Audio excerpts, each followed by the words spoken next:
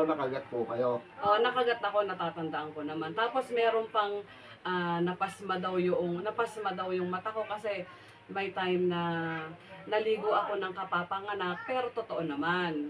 Tapos meron din sabi niya, nakatulog ka ng basa ang buhok. Oo, natatandaan ko meron din. Matagal na ho yung nasa mata niyo. Pero sa lahat po ng nararamdaman nyo, ano yung pinaka nararamdaman nyo na ano talaga, sakit nyo? Yung malala. Yung mata ko talaga masakit, may buhangin. Ayan, silaw ako sa araw. Parang magayong mga ganito ko. Ay, ito, pag pinindot, ang sakit.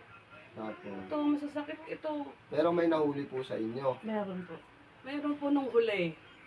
May nahuli. Opo. Ngayon po, kasi dalawa ang sakit, no po. Total, sinabi nyo na yung mga sarabis. Ano po yung nasa leg nyo? Goiter? Goiter daw po. Pero sabi ko kasi, bukol. Kaya lang po, Bukol. yun talaga ang lumabas po sa test ha. Wala akong goiter, bukol ang meron ako. Opo. Yung bukol, tatanggalin natin. Kaso, marunong po dapat magantay, no po. Kusang liliit yan nang hindi nyo nalalaman, no po. Nang hindi nyo namamalayan, huwag mo natin mamadali ng Diyos, no po.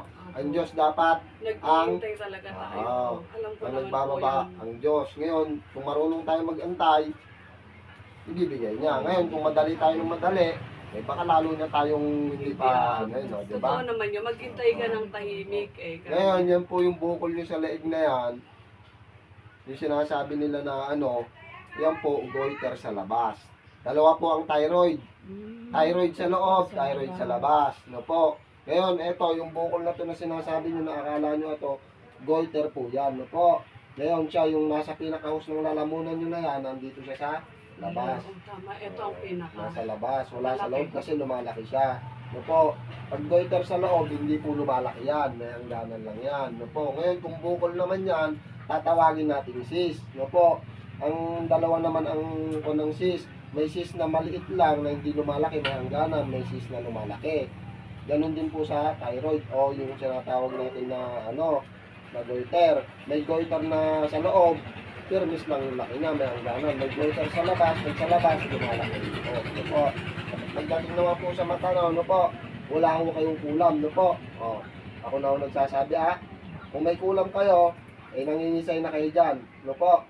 Wala ho kayong kulam. Ngayon, tinamaan yung pinakatao-tao nyo. Lahat ng ugat na yan. Mawawala po yan. Naniniwala ho ba kayo? Mawawala ho yan. Ngayon, ang kon lang sa taas, mangako ka sa kanya, kung sakaling bigay niya, maging totoo ka sa kanya. No po? Totoo naman po. Yun po. Sa dami nyo, marami kayong